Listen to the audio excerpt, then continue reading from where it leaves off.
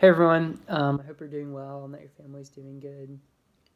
I just want to share a quick Devo with you that I did at the Virtual Ministry Partner Gathering on January 30th.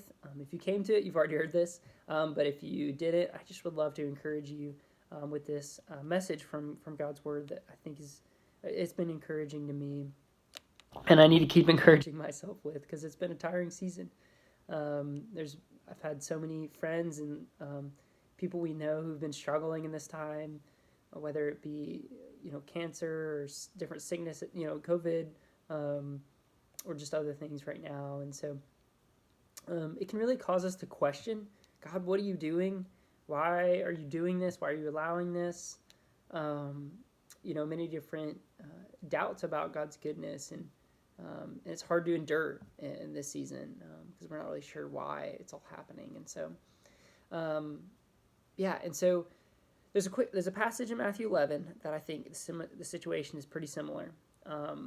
In this time, the Romans had been ruling over them, um, and I assume that probably the Romans' oppression on them was very tiring, and they were asking God, when are you going to restore us back to our own nation? When are you going to bring justice to all these social ills that we have, these things going on? And so they were ready for the Messiah. They were ready for him to come and do this. And so, and even John in Matthew 3 believed that the Messiah was going, he believed Jesus was the Messiah in Matthew 3, and he said, man, Jesus is the one. He's going to clear the threshing floor and throw the chaff, the evil people into the fire, and he's going to bring justice.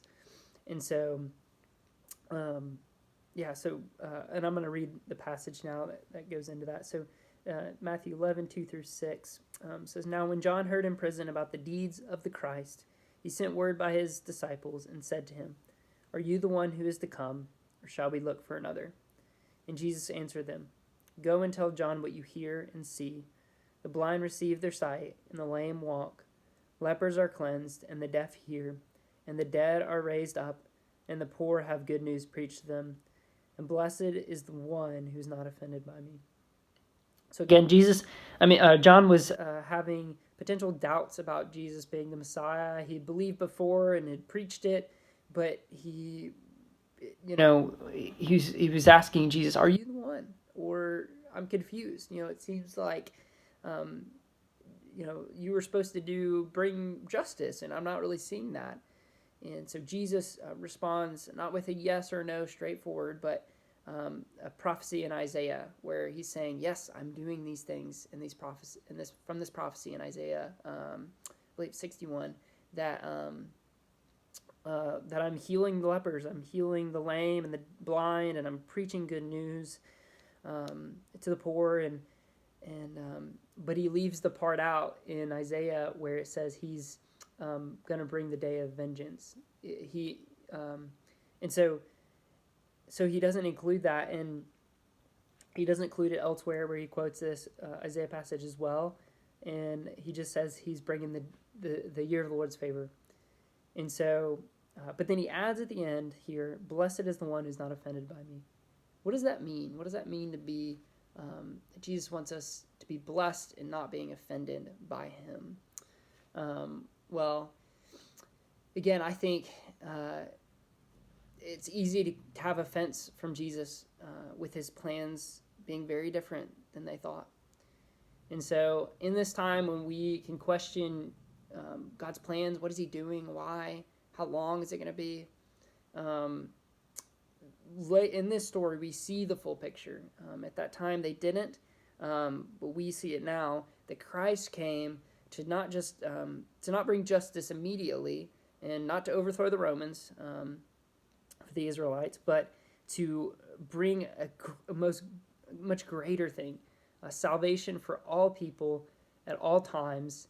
And without Christ's death and resurrection, none of us would be saved. No one would be saved.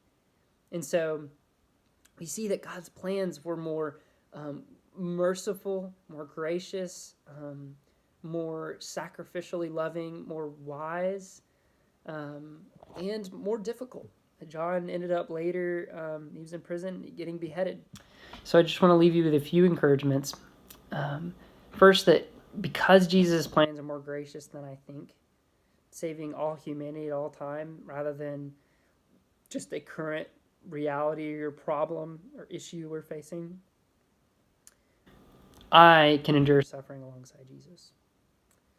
Because Jesus endured the greatest suffering in my place through his death and resurrection, I can endure suffering alongside Jesus. And because Jesus' plans are the most wise and he is the essence of wisdom, I can endure suffering, the suffering that comes along with it, and suffer alongside him so that many will be saved and for his greater glory. So I hope that can encourage you, that it's worth it to endure in this season because Jesus is doing a greater work than we think. More wise work, more gracious and loving and sacrificial work. And blessed are you and us if we are not offended by that. Thanks.